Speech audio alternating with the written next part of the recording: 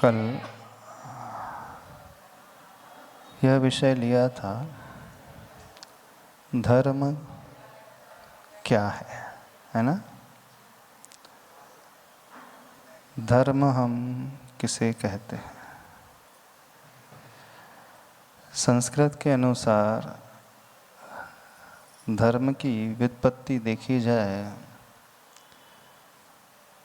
जो धारण किया जाए सो धर्म होता है। धारयति इति धर्म। जो व्यक्ति अपने जीवन में अनुपालन करता है उसका नाम धर्म होता है। तो आप लोग अपने जीवन में धारण करते हो?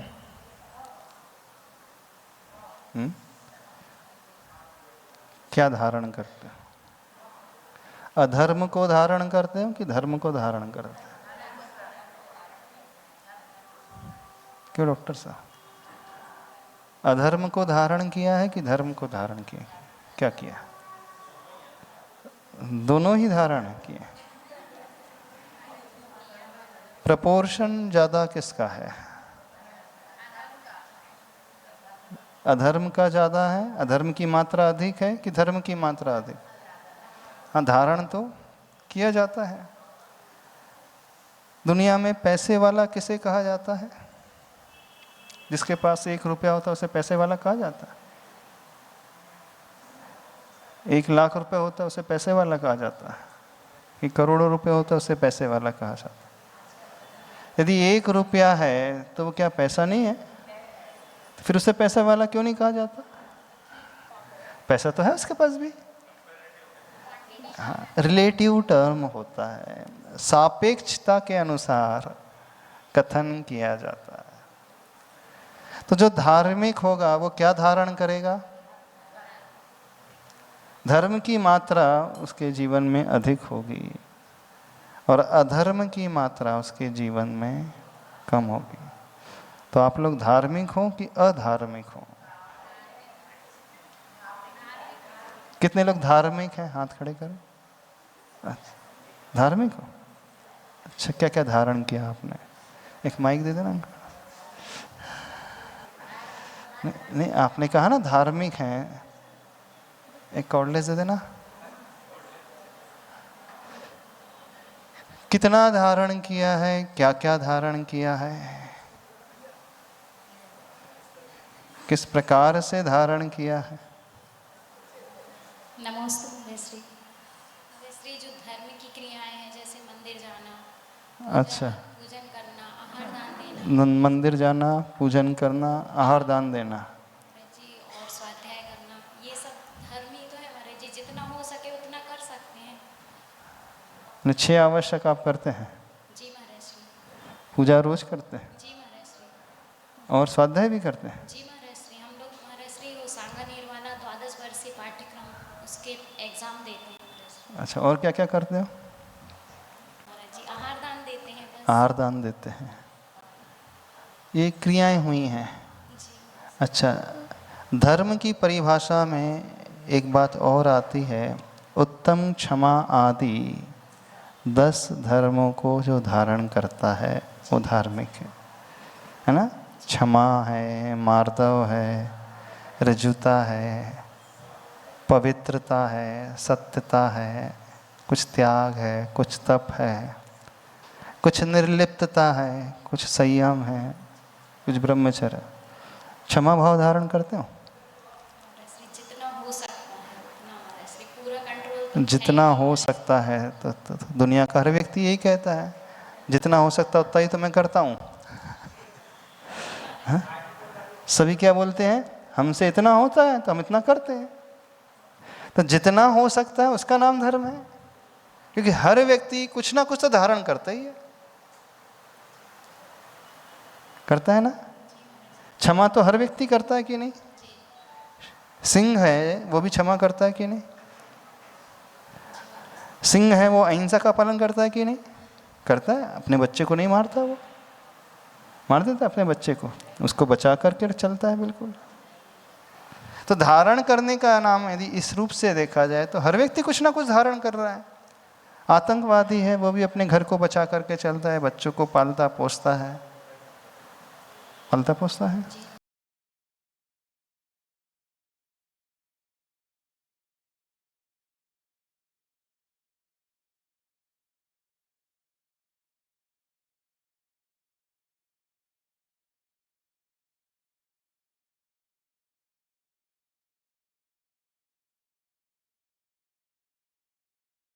धार्मिक हो जाएगा वो? नहीं महाराज श्री, वही है, कुछ ही अंश धारण करेगा महाराज श्री धर्म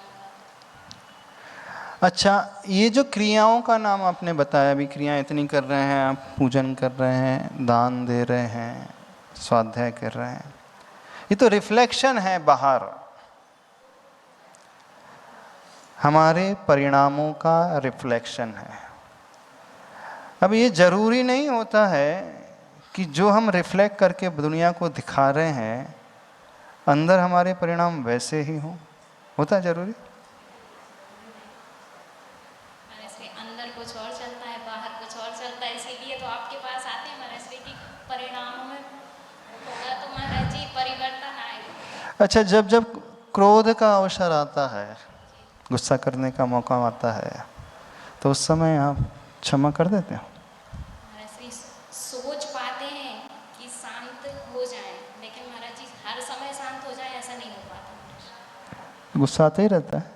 नहीं महाराज श्री आता नहीं है, लेकिन यदि महाराज श्री कोई गुस्सा कर रहा है तो अपने स्वभाव को हर समय शांत रखना तो पॉसिबल होता ही नहीं है महाराज श्री। कितने लोग क्रोध पे कंट्रोल कर पाते हैं?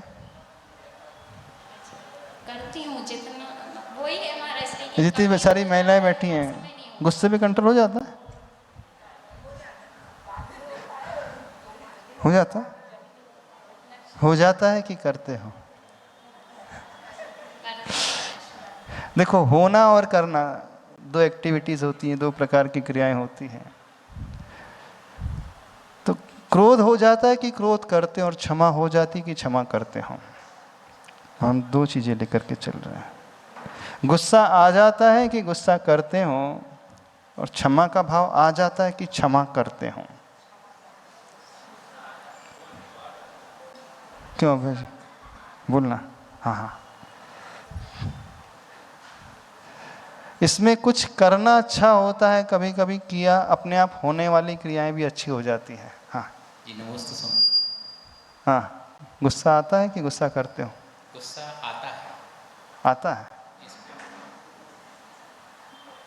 अच्छा, कितने लोग गुस्सा करते हैं?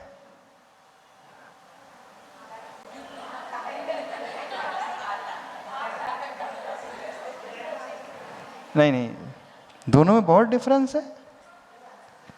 जब हम कहते हैं गुस्सा आ जाता है तो हमारे कंट्रोल में नहीं है, हमारे कंट्रोल में नहीं है। कोई निमित्त यदि मिलता है, उस निमित्त को देख करके गुस्सा अपने आप आ ही जाता है। जैसे होता है ना, रिमोट कंट्रोल होता है। तो रिमोट कंट्रोल का यूज़ क्या होता है? टीवी को ऑन करना है, ऑन कर लेते, ऑफ करना है, ऑफ कर लेते, वॉल्यूम बढ़ाना है, कुछ भी चेंज चैनल बदलना है। तो उसमें टीवी का अपने हाथ में कुछ नहीं होता है, जिसके हाथ में रिमोट होता है उसके अनुसार टीवी चलती है। तो आपका रिमोट अपने हाथ में रहता है कि नहीं रहता? जब क्रोधवश परिस्थितियां होती हैं तो तब स्वयं के हाथ में नहीं रहता। अच्छा, गुस्सा कितने लोग करते हैं?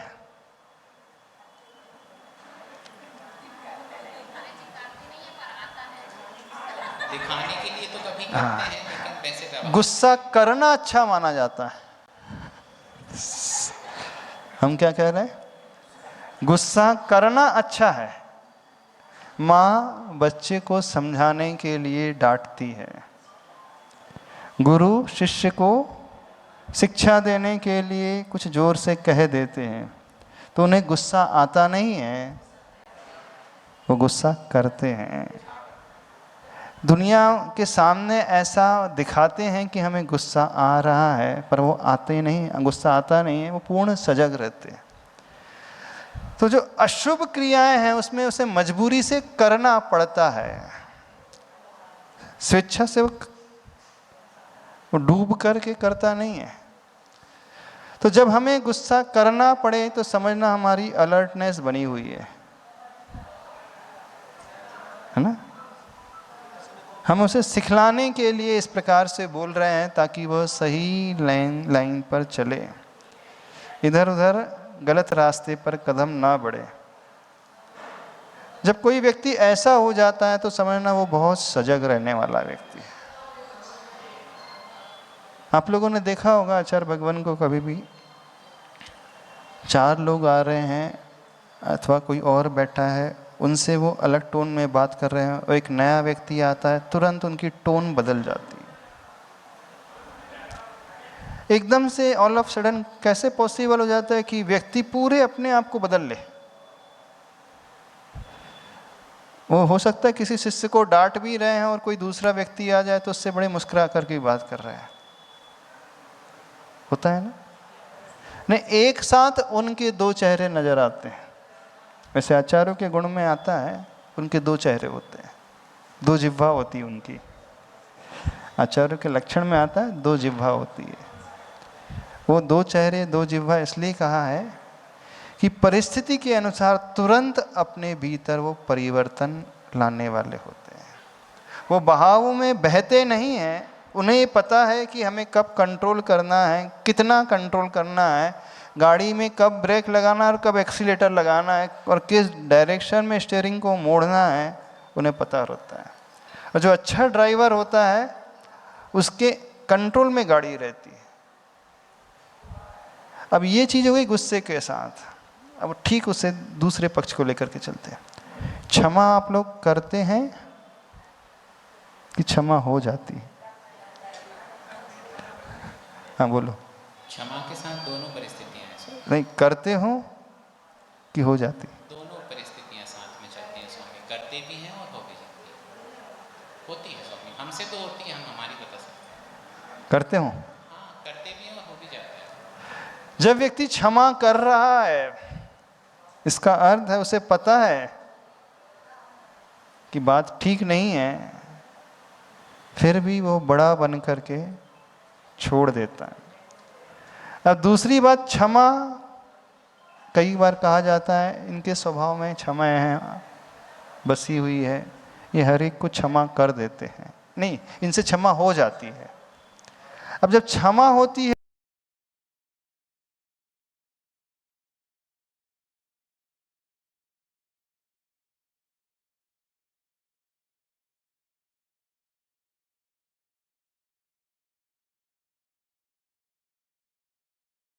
प्रकार से अपने आप को मोल्ड कर लिया है, इतने संस्कार दे दिए। और एक चीज है,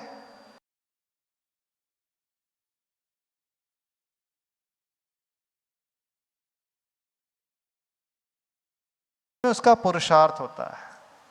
पुरुषार्थ होता है ना। जहां क्रोध करना चाहिए फिर भी उस पर वो क्षमा के भाव अभिव्यक्त कर रहा है। तो क्षमा करना अच्छा माना जाता नहीं है। क्या कह रहे हैं हम? क्षमा करना अच्छा है और क्रोध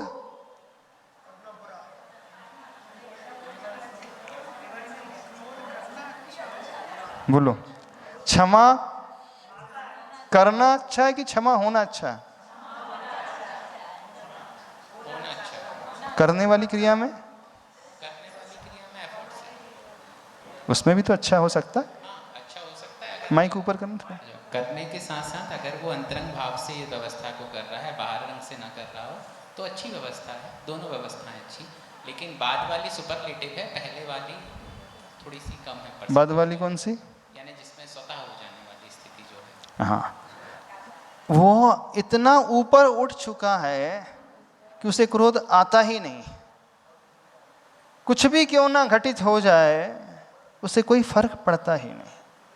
वो इतना अपने में रहता है कि सामने वाला उसे गाली दे रहा है, प्रहार भी कर रहा है, उसकी निंदा बुराई भी कर रहा है, उसका अहित वो सोच रहा है। वो जानता है कि मेरा हित ये कर रहा है, बोल रहा है, मेरे बारे में सोच रहा है, फिर भी उस ओर वो ध्यान ही नहीं देता। जब इस स्थिति में हम पहुंच जाएं तो समझना धर्म हमारे जीवन में है। अब हमने उस धर्म को धारण कर लिया।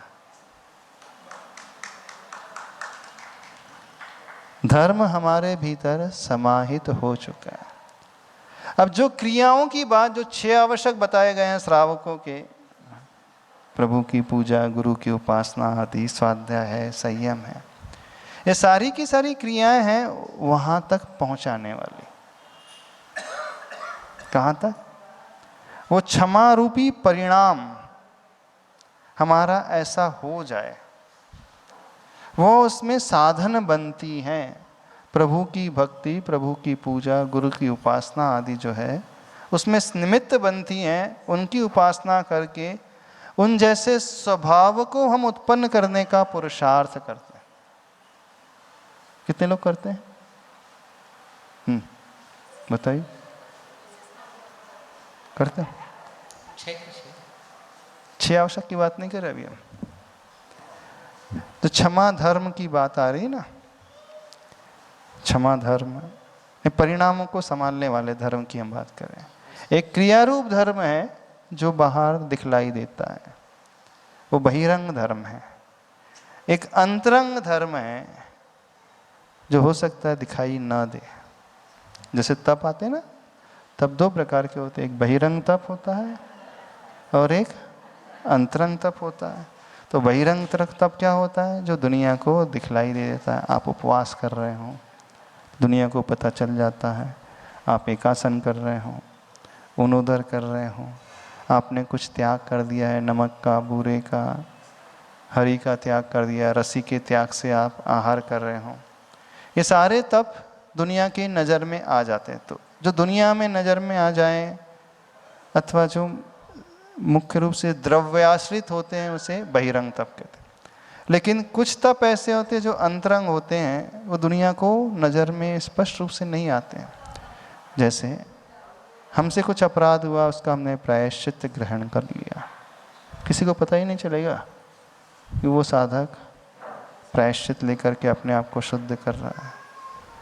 वह किसी के प्रति बहुत विनय भाव से भरा हुआ है, वो दुनिया की बहुत विनय करता है, किसी का अपमान नहीं करता है, पता भी नहीं चलेगा। वह मूर्छा के भाव को अपने भीतर पैदा ही नहीं होने देता है। आसक्ति की भाव जो है अपने भीतर उत्पन्न ही नहीं होने देता है, तो ये भी नहीं पता चलेगा। तो जैसे तप 2 कैटेगरी में विभाजित हैं, बहिरंग और अंतरंग, ऐसे ही धर्म भी 2 कैटेगरी में विभाजित है, एक बहिरंग धर्म और एक अंतरंग धर्म। जब आप मंदिर जा रहे हो, पूजन आदि कर रहे हो, व्रत आदि कर रहे हो, ये बहिरंग धर्म, क्रियारूप धर्म, दुनिया को दिखाई देने वाला। इसके माध्यम से हम अंतरंग धर्म अपने भीतर पैदा करते हैं। जैसे बहिरंग तप होते हैं, उसके माध्यम से व्यक्ति अंतरंग तप को बढ़ाता है।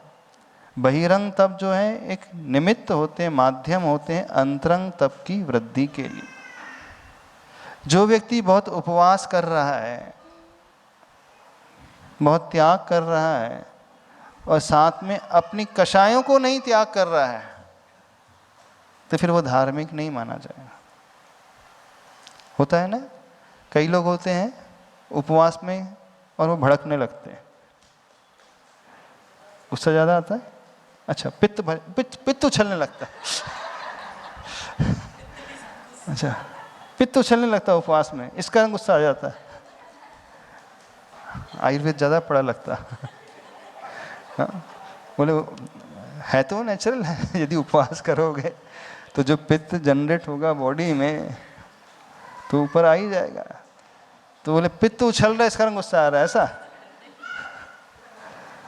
कितने लोगों को उपवास में गुस्सा ज़्यादा आता है?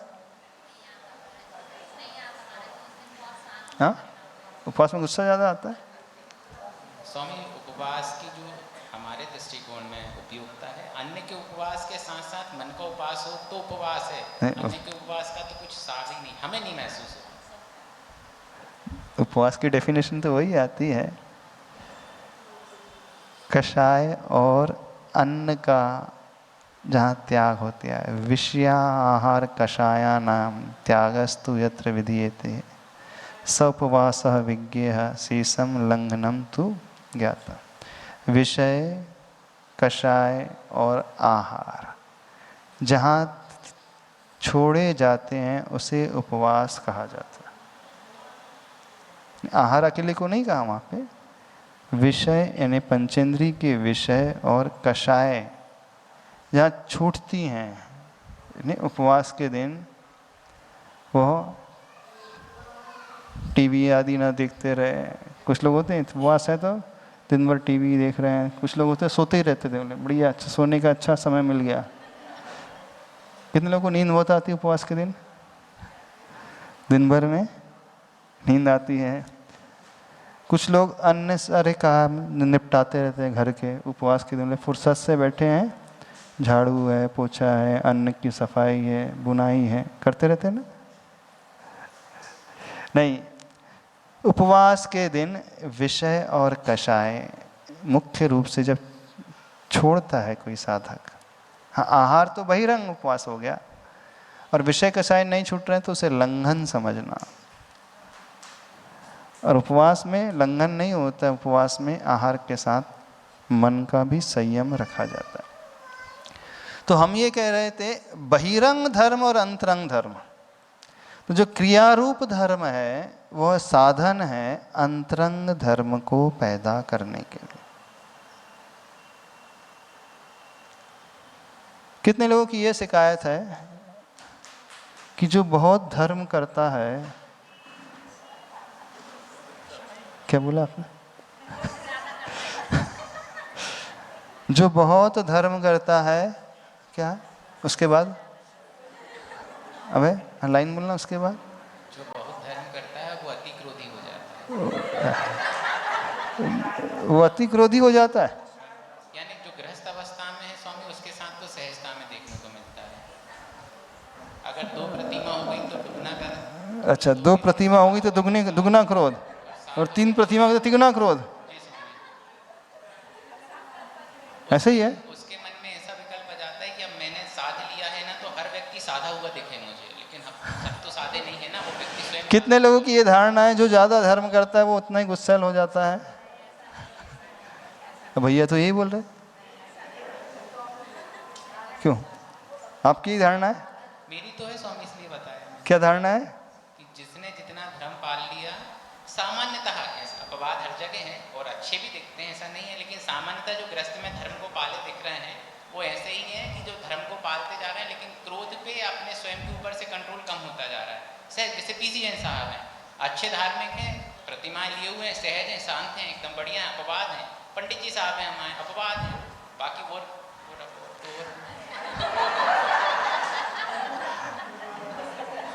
जो यहाँ बैठे हैं सारे अपवाद है, जो नहीं है वो उससे बात है। जो मुझे सहजता से दिखे वो मैंने बता दी। हाँ, यदि धर्म करके आपका क्रोध बढ़ रहा है, अन्य लोग ये आरोप लगा रहे हैं, किन पर लगाते हैं? दादियों पे, जो प्रतिमाधारी दादी माँ होती उनको पे, भैया का कहना है। तो आप लोग सहमत नहीं है इनसे, भैया जी से? अब भैया झूठ बोल रहे हैं क्या?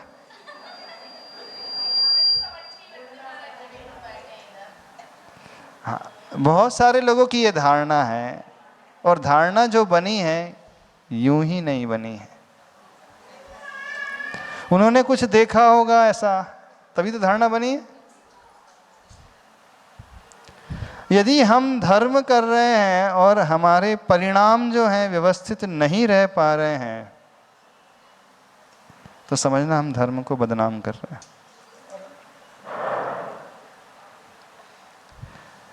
अब एक व्यक्ति के ऐसे आचरण से सारे धार्मिक बदनाम हो गए? नहीं, प्रायः हो गए ना। एक प्रतिमाधारी के इस प्रकार के व्यवहार से अन्य भी ऐसे हो गए। आप लोग तो ऐसा नहीं करते, और ज़्यादा करते हैं। जो मंदिर में जो ज़्यादा धर्म करते, घर में और अच्छे से धर्म पालन करते हैं। यदि हमें समझना है और आपको समझना है कि आप धार्मिक हों कि नहीं, तो उसका सबसे अच्छा पैरामीटर बता देते हैं, बड़ा सरल पैरामीटर। आपके फैमिली मेंबर्स की धारणा आपके प्रति क्या है वो बता देंगे। आपके घर के सदस्य आपके प्रति क्या धारणा रखते हैं। कई के पति बोलते होंगे कैसी मिल गई है, दिन भर मंदिर में रहती और यहाँ आकर के तांडव मचाती है। हाँ बोल दो, माइक दे दो भाई इनको, बोल।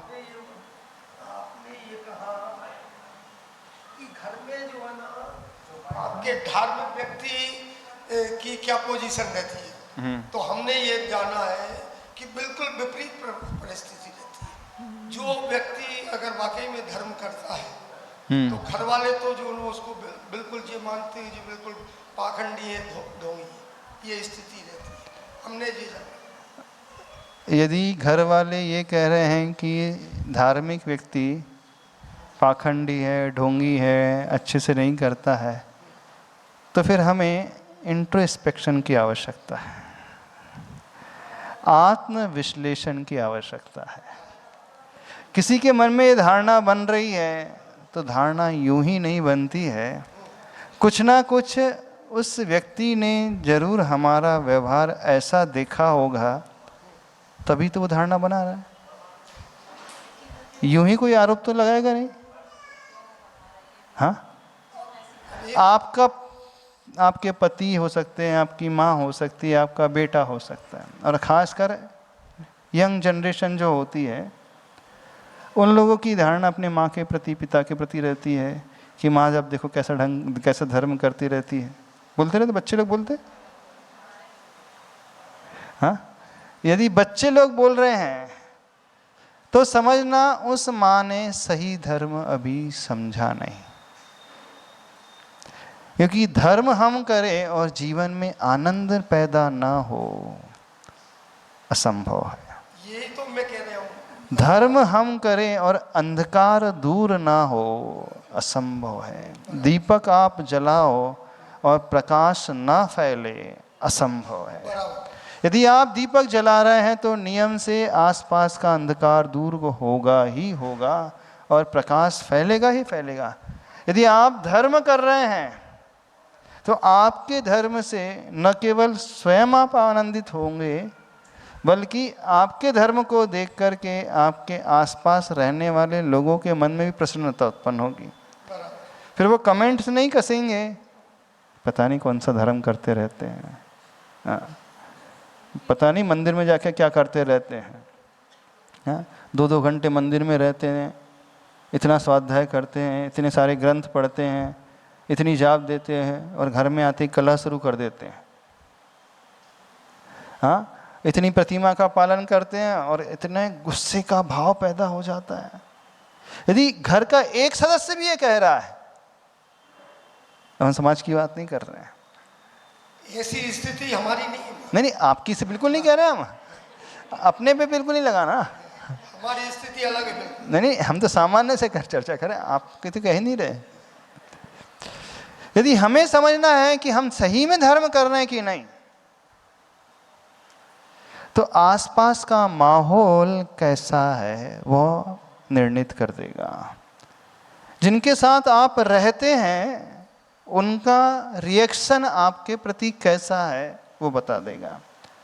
यदि वे लोग शिकायत से भरे हैं तो समझना कहीं ना कहीं कमी अवश्य है। क्रियारूप धर्म तो है, नो डाउट। आप 2 घंटे मंदिर में धर्म कर रहे हो, क्रियारूप धर्म है, लेकिन वह धर्म जो होना चाहिए परिणामों का, क्षमा आदि रूप भावों का, वो कषायों के शमन का भाव, कषायों की अनुत्पत्ति का भाव अथवा कषायों की मंदता का भाव, वो नहीं आ पा रहा है। भगवान आपकी 1 सेकंड, पूर्णमती माता जी की जो नव देवता की पूजन है, उसमें तो बिल्कुल स्पष्ट लिखा है ना। क्या लिखा? उसमें ये लिखा है, जिनको मैंने चाहा उनसे ही दुख पाया, फिर भी क्यों राग किया यह समझ नहीं पाया। इस राग की आग मिटे ऐसा जल दो स्वामी। ये विवक्षा भिन्न है।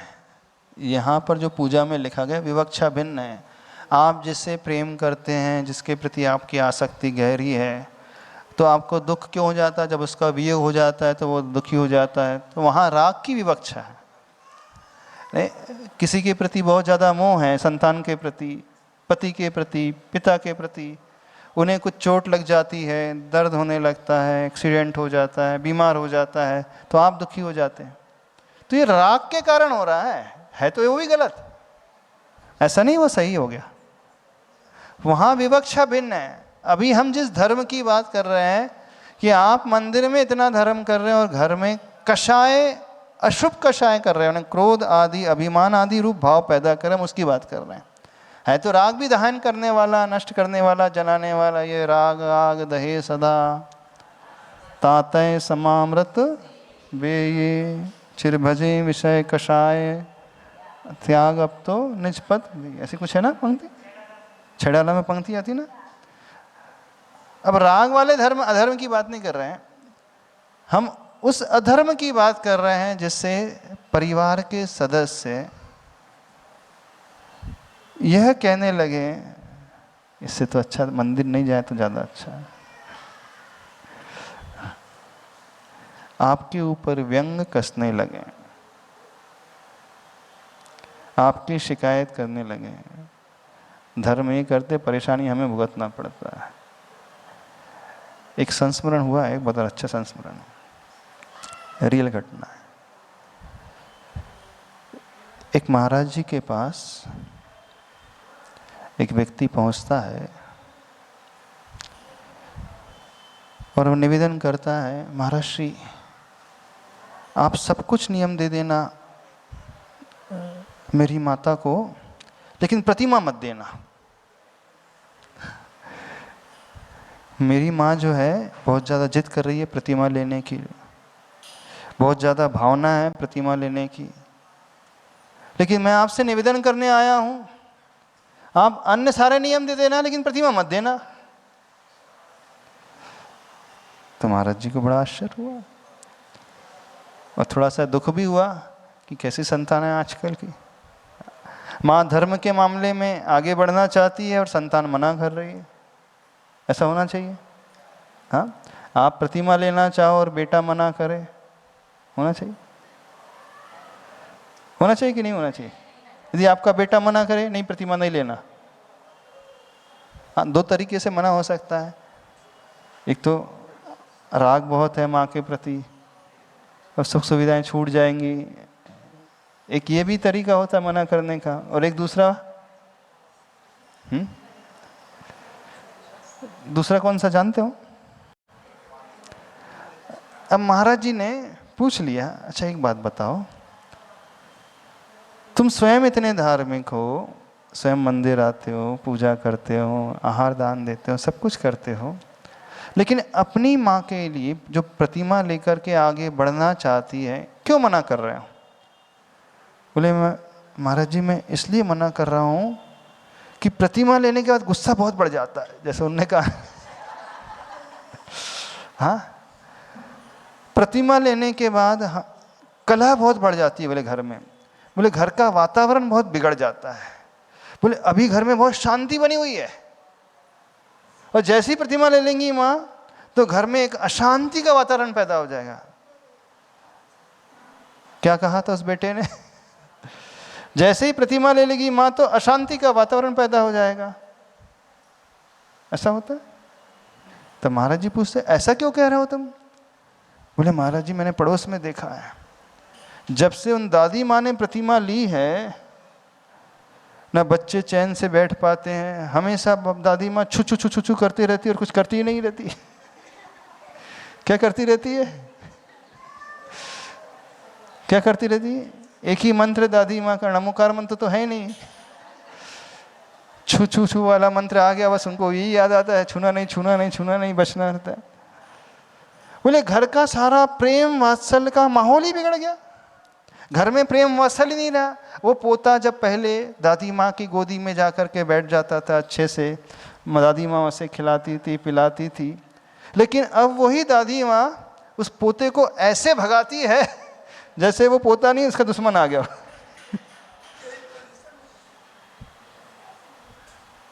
क्या कहा था दादी माँ?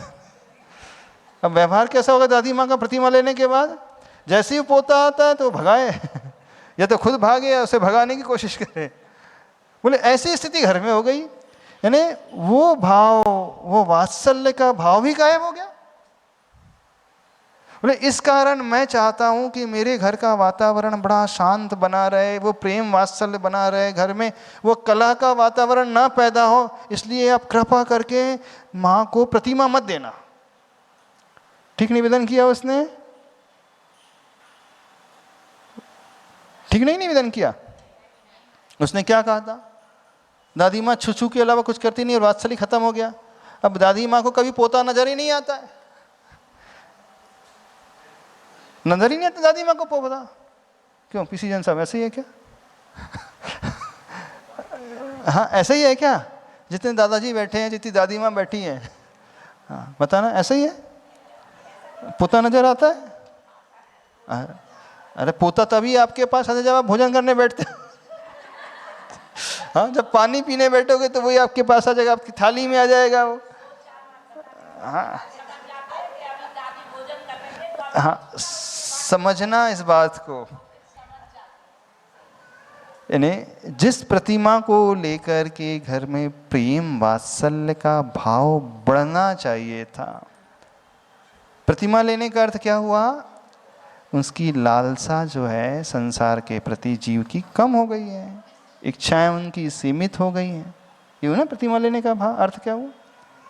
अब उसे संसार ज़्यादा अच्छा नहीं लगता है, भोग की सामग्री रुच नहीं रही है, वह सीमित संसाधनों में जीने का व्यक्ति आदी हो गया है, उसे अब ज़्यादा कषाय भी नहीं पैदा कर पाता है, उसके भीतर कषाय भी उत्पन्न नहीं होती है।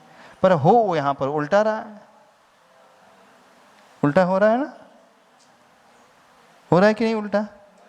दादी माँ किचन में जाए भोजन बनाने, उसी समय पोता आ जाए, पोती आ जाए और उसे छू ले। अब क्या करे, क्या किया जाए ऐसे समय? तो पोतों को पोतियों को दादी माँ का प्रेम वात्सल्य मिलना चाहिए कि नहीं? तो क्या इम्पोर्टेंट चीज़ है? दादी माँ की प्रतिमा की पोतों का वात्सल्य प्रेम क्या है? किसे महत्व दिया जाना चाहिए? बोले जब से उस घर में प्रतिमा आई है घर का माहौल पता नहीं कैसा हो गया है। अब ऐसी धारणा उस व्यक्ति की बन गई, और धारणा यूं ही नहीं बनाई उसने प्रत्यक्ष उस उदाहरण को देखा और देख करके पक्की कट्टर धारणा बन गई, इस कारण प्रतिमा नहीं लेना चाहिए। नहीं लेना चाहिए ना? नहीं लेना चाहिए कि नहीं? तब प्रतिमा ले लोगे तो बेचारे पोतों का क्या हाल होगा? हाँ नहीं, कंप्रोमाइज की बात नहीं, आप धर्म को समझने की कोशिश करो। धर्म कषायों को पैदा करना नहीं सिखाता है, धर्म कषायों को शांत करना सिखाता है। अब आप कहो कि महाराज जी फिर द्रव्य शुद्धि तो रहेगी कि नहीं रहेगी? तो हम द्रव्य शुद्धि का पालन करें कि नहीं करें? हाँ यदि वो छू ले तो हमारी द्रव्य शुद्धि नहीं रहेगी, हमारे वस्त्र शुद्ध हो जाएंगे, फिर हम उसमें भोजन कैसे करेंगे? हम यही करते रहेंगे, बार बार साड़ी बदलते रहेंगे, ये करते रहें। द्रव्य शुद्धि की भी आवश्यकता है, मना नहीं किया जा रहा है, लेकिन वह द्रव्य शुद्धि भाव शुद्धि में निमित्त बने, ना कि वह द्रव्य शुद्धि भाव अशुद्धि में निमित्त बन जाए। तो फिर उनसे पोतों से रक्षा करें कि नहीं करें? अब प्रश्न फिर से उठता है, करना चाहिए कि नहीं? नहीं करना चाहिए रक्षा, तो फिर उसको भगाना चाहिए। हाँ हाँ बच्चे को 16 पहना दो, अथवा प्रेम से इस प्रकार से बोलो। कदाचित यदि वो छू भी दे, मान लीजिए, वो तो अज्ञानी है, छोटा सा है, आप तो ज्ञानी हो ना कि नहीं हो? और जब दादी को ज़्यादा गुस्सा आता है तो वो और जानबूझकर छूने की कोशिश करता है फिर। हाँ, वो बिल्कुल ऐसे ही करता है। बच्चे को फिर जितना रोका जाएगा वो उतना ही वहीं भागेगा, भागता है। तो आपने प्रतिमा ली है, आपने द्रव्य धर्म को पालन करने का संकल्प लिया है, तो वो इस प्रकार से हो कि वहाँ विशुद्धि बढ़े। बैलेंस बना करके प्रतिमा का पालन होना चाहिए, बैलेंस बना करके धर्म की क्रियाओं का पालन होना चाहिए। वो धर्म की क्रियाएं जो हैं हमारी कषाय बढ़ाने में निमित्त ना बन जाए। यदि वो छू भी दे तो ठीक है, क्षमा करो। और यही द्रव्य शुद्धि। अच्छा, ये छुआछूत की बीमारी क्या होती है? छू दिए तो क्या हो जाता है, पूछ रहे हैं? हाँ, आपके कपड़े अशुद्ध हो जाते हैं कि भाव अशुद्ध हो जाते हैं? क्या अशुद्ध होते हैं, थोड़ा सा हम जानना चाहते हैं। उस पोते ने आपको छू दिया, आपकी साड़ी को छू दिया, तो कपड़े अशुद्ध होते हैं कि भाव अशुद्ध होते हैं?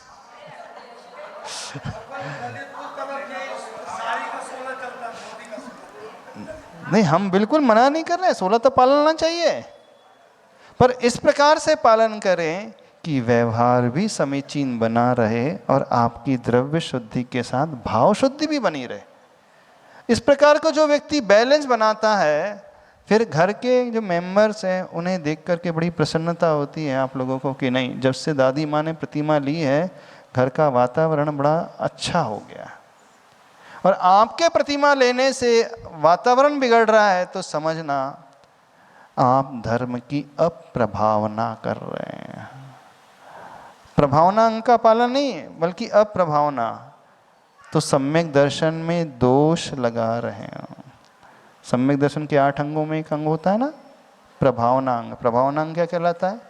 मात्र जुलूस निकालना ही प्रभावना नहीं कहलाता है। हाँ, हमारे व्यवहार से, हमारे धर्म से अन्य को प्रेरणा मिले धर्म की ओर आने की। हम जिस धर्म को कर रहे हैं, पालन कर रहे हैं, हमें देख करके उनके मन में भी यह उत्सुकता जागे कि मैं भी कब ऐसा धार्मिक बनूंगा जैसी धार्मिक दादी माँ बनी है। पर आपके व्यवहार से क्या परिणाम निकल रहा है? जब से दादी धार्मिक बनी है, प्रतिमा ली है, तब से मुझे अब प्रतिमा लेना ही नहीं है। तो आपके व्यवहार से 4 लोग नहीं, 40 लोग नहीं, 400 लोगों के ऊपर प्रभाव पड़ जाता है। वो धर्म से विमुख होने लगते हैं और खासकर नई जनरेशन, नई पीढ़ी। फिर उसकी मन में क्या धारणा बन जाती है? बोले इससे तो अच्छे हम हैं, है ना, हम मंदिर नहीं जाते, कम से कम कषाय तो नहीं करते। वो पोता क्या बोलता है थोड़ा बड़ा हो जाता है तो? बेटा क्या बोलता है? ठीक है, मंदिर नहीं जा रहा है, अभिषेक नहीं कर रहा है, पूजा नहीं कर रहे हैं, मान लिया नहीं कर रहे हैं, हाँ, लेकिन हम कषाय तो नहीं कर रहे हैं। और वो इतना मंदिर जा रही है और इतने कषाय कर रही है। बोले कौन अच्छा? कौन अच्छा? वो पोता अच्छा कि आप अच्छे? वो पोता अच्छा कि आप अच्छे? वो क्या सिद्ध कर रहा है कि मैं ज़्यादा अच्छा हूँ? नई पीढ़ी क्या सिद्ध कर रही है? देखो, हम प्रवचन सुनने नहीं जाते, आप एक घंटे प्रवचन सुनते हो। हम स्वाध्याय नहीं करते, आप 1 घंटे स्वाध्याय करते हो। बोले प्रवचन सुनने के बाद, स्वाध्याय करने के बाद ये दशा हो रही है, तो बोले इससे तो अच्छा है दूर से राम राम। अब धर्म से विमुख किसने किया उसे? किसने किया? आपके असमीचीन व्यवहार ने, आपकी विवेकहीनता ने, आपकी गलत तरीके से की गई धार्मिक क्रियाओं ने, आपके गलत रिएक्शन से उसकी धर्म से श्रद्धा जो है टूट गई। अब कितना बड़ा अंतराय कर्म को बांध लेता है वो जीव। यदि हमारे व्यवहार से किसी की श्रद्धा टूटती है तो समझना हमने चारित्र मोहनी कर्म का बंद कर लिया, अंतराय कर्म का बंद कर लिया, अपने सम्यक दर्शन को दूषित कर दिया। बिल्कुल ऐसे कर्मों का बंद होता है और व्यवहार में लोग जो है मंदिर आने से कतराने लगते हैं। तो होना कैसा चाहिए?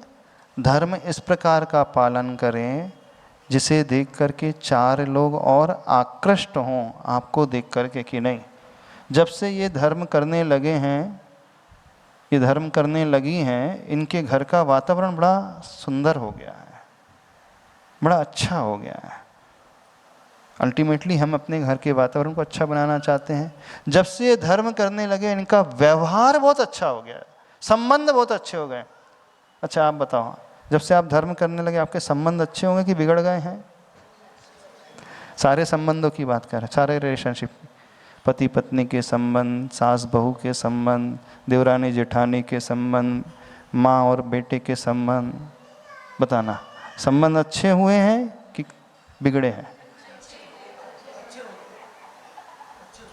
कितने लोगों के संबंध अच्छे हुए धर्म करने से? क्योंकि धर्म का रिजल्ट यही है, धर्म का परिणाम, धर्म का फल यही है। धर्म आनंद देता है, धर्म सुख देता है, धर्म शांति देता है, धर्म निर्विकल्पता देता है, धर्म हमें हर हाल में मजबूत बना देता है, धर्म हमारी सहन शक्ति को बढ़ा देता है, धर्म हमारे कषाय के परिणाम को घटा देता है, धर्म हमें एक अलग ही नज़रिया दुनिया को देखने का दे देता है, धर्म हमारे पूरे व्यवहार को बहुत अच्छा सुव्यवस्थित बना देता है, धर्म से हमारे संबंध सुधरते हैं। हमें धार्मिक देख करके लोग धर्म की ओर आकृष्ट होते हैं। हाँ एक माइक दो थोड़ा सा। हाँ अब इन लोगों की शिकायत है। हाँ हाँ हाँ अब आपने नहीं, प्रश्न आपकी नहीं है, सबकी। आप तो दूसरे की तरफ से बोल रहे हैं, अपने हिसाब से नहीं बोल रहे, हमें पता है। करो महाराज जी, तो निमित्त ऐसे मिलते हैं, कुछ ना कुछ होता ही है। अच्छा निमित्त ऐसे मिल जाए तो क्या करें? आचार्य ने एक बहुत अच्छा हाइकू लिखा है, तेरी 2 आँखें तेरी ओर 1000 सतर्क हो जा। जो व्यक्ति थोड़ा सा धर्म करने लगता है उसका प्लेटफॉर्म जो है ऊंचा हो जाता है ना। प्रतिमा ले ली तो आपका गुण स्थान बढ़ जाएगा ना। हाँ आप दान करने लगे, अभिषेक करने लगे, पूजन करने लगे, मुनिराज की सेवा करने लगे, विहार कराने लगे, है ना, मुनि सेवक संघ जैसे बोले ना, विहार कराने लगे, तो आप अब दुनिया में लाइमलाइट में आने लगेंगे। और जैसे ही व्यक्ति लाइमलाइट में आने लगता है, उसका थोड़ा सा प्लेटफॉर्म ऊंचा उठ जाता है, तो वह दुनिया की नज़रों में भी आने लगेगा। आप एक इस प्लेटफॉर्म में बैठे हैं, एक ही सभा में एक ही साथ बैठे हैं, कोई फर्क नहीं पड़ेगा। और जो ऊंचे आसन में बैठा है, नेचुरल है कि उस ओर ध्यान अपने आप ही जाएगा, जाएगा कि नहीं? जो एक ही लेवल में बैठा है उस ओर ध्यान नहीं जाएगा। ध्यान हमारा कब जाएगा? भीड़ में एक व्यक्ति के लिए अलग स्थान दिया गया है, अलग चेयर रखी गई है, अलग प्लेटफॉर्म बनाया गया है। तो जो ऊंचे प्लेटफॉर्म में बैठा है तो उस ओर ध्यान अपने आप ही जाएगा।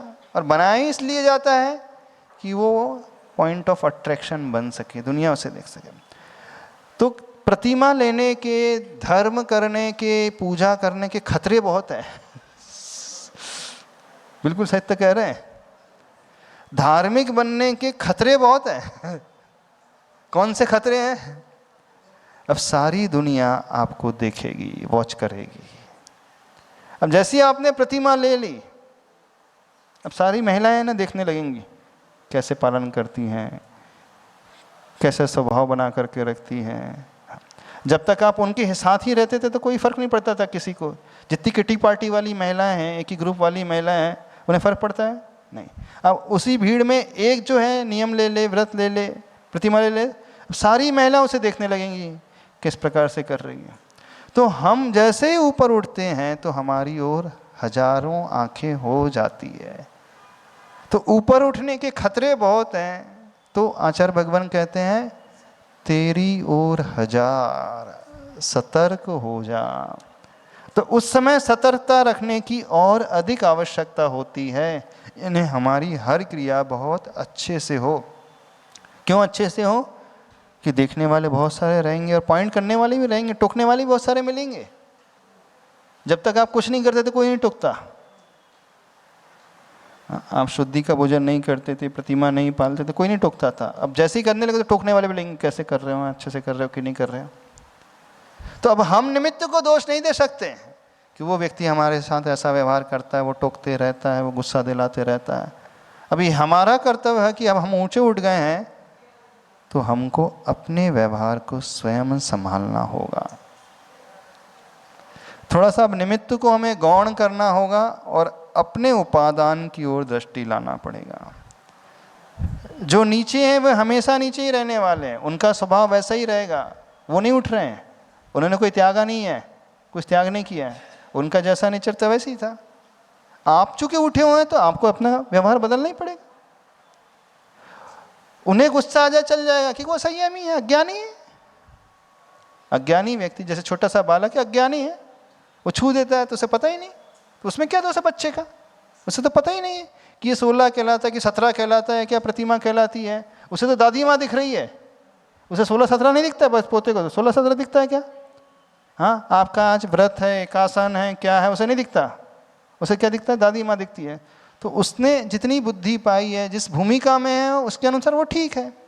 अब आप ऊपर की भूमिका में आ गए हों तो ये आपका कर्तव्य है कि अपने आप को संभाल करके रखें। आप दूसरों को दोष नहीं दे सकते। अब निमित्त ऐसी मिल जाए तो क्या करें? तो सहन करो और क्या करो। तो जो ऊपर उठता है उसकी सहनशीलता बढ़नी चाहिए, नियम ये है। जो नीचे है वो असहनशील रहे चल जाएगा, लेकिन जैसे ही आपने धर्म को ज़्यादा पालना शुरू किया खतरे भी बढ़ेंगे। खतरे बढ़ेंगे मतलब टोकने वाले बढ़ जाएंगे, देखने वाले ज़्यादा बढ़ जाएंगे और गुस्सा दिलाने वाले और बढ़ जाएंगे आपको। वो चला करके इस प्रकार का माहौल क्रिएट करते हैं कि देखते तो हैं आखिर क्या करता है। ये करते हैं ना, परीक्षा करते हैं, वो क्या बात है। फिर एक बार यदि आप परीक्षा में पास हो गए फिर वही लोग आपके सहयोगी बन जाएंगे। तो जो आपको परेशान कर रहे थे ना, फिर वही सहयोग करेंगे आपका। वो सिर्फ देखते हैं कि कैसा व्यवहार आपका, कैसा रिएक्शन होता है। एक दिन यदि छू लिया उसने, बेटे ने, उसका तरीका बता देते क्या करना। उस पर चिल्लाना नहीं, ठीक है, उपवास कर लेना। अब अगले दिन से माँ बिल्कुल ध्यान रखेगी, बिल्कुल दादी माँ उपवास कर लेती हैं, लेकिन गाना नहीं गाना कि आज उपवास कर लिया मैंने। हाँ, नहीं तो बड़बड़ाना शुरू कर, आज उपवास कर लिया, तुम्हारे कारण उपवास हो गया, तेरे कारण उपवास हो गया, ये और गुस्सा मत ला देना। एकदम सहज स्वभाव रखते हुए नहीं खाना। एक बार त्याग करके देखो तो सही, सारा माहौल अपने आप आपके अनुकूल हो जाएगा। सहनशीलता बढ़ाओ तो सही। यदि किसी को बदलना है, बहू को भी बदलना है, घर के अन्य मेंबर्स को बदलना है, तो तरीका ये है थोड़ा हम कष्ट सहिष्णु बन जाएं। जब हम कष्ट सहिष्णु बन जाएंगे तो वे लोग ये देख ही नहीं पाएंगे। वो तो फिर आपकी सेवा में आगे आ जाएंगे। भैया दादी माँ को बड़ा कष्ट होता है, हम इतना धर्म नहीं कर पा रहे हैं, तो कम से कम इतना तो कर लें कि उनके लिए अनुकूल वातावरण पैदा कर दें। फिर वो आपके अनुकूल हो जाएंगे। लेकिन आप हो कि नहीं, वो इतना पास आया नहीं है, वो छुआ ही नहीं, अभी इतनी दूर है और आपका पारा 7वें आसमान पे, सीधे 7वें आसमान में पहुंचता है। तो फिर उसको चिड़ पैदा हो जाती है, इससे तो अच्छे हम हैं। तो बताइए, वो अच्छे हैं कि आप अच्छे हैं? कौन अच्छा ज़्यादा? कौन अच्छा है? वो ज़्यादा अच्छा जो कुछ नहीं कर रहे कि जो धर्म कर रहे वो अच्छे हैं?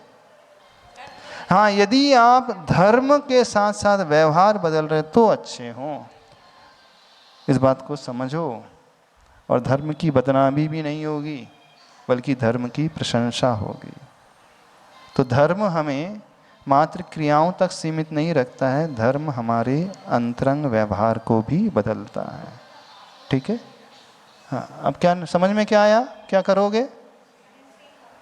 कोशिश करेंगे कि क्या कोशिश करोगे? अपना जहाँ है उसमें सतर्क हो जाए, अपनी प्रतिमा पालन करें, धर्म पालन करें, सामने वाले को मतलब दिक्कत भी ना हो, अपना काम। हाँ, ऐसा व्यवहार बनाना। ठीक है, चल इतनी ही रखे, समय हो गया। कुछ पूछना तो नहीं है? आपका धर्म कैसा रहेगा अब? छुछू वाला? हाँ, कौन सा धर्म रहेगा? नमोकार मंत्र के मंत्र को पढ़ना, छुछू वाले मंत्र को ज़्यादा नहीं पढ़ना। हाँ शुद्धि रखना मना नहीं, शुद्धि की ओर ध्यान रखना चाहिए, लेकिन कदाचित भूल से कुछ गलती हो भी जाए तो क्षमा कर देना, कपड़े चेंज कर लेना, क्या जाता है। अब वो अज्ञानी है वो, और आप भी ज्ञानी होकर के अज्ञानी बन जाते हो, उसमें और उसमें अंतर क्या रहा आप में।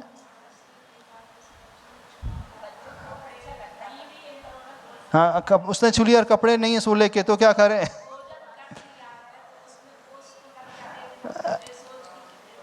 अरे उसका प्रायश्चित ले लेना शांति से, सबसे अच्छा तरीका है यदि वो छू ले और आपने भोजन कर ले तो गुरु के पास आकर के उसका प्रायश्चित ले लेना, वो रास्ता बता देंगे, पर कषाय नहीं करना, कहने का मतलब ये। बोलिए आचार्य परमेष्टि गुरुदेव श्री विद्यासागर जी महाराज।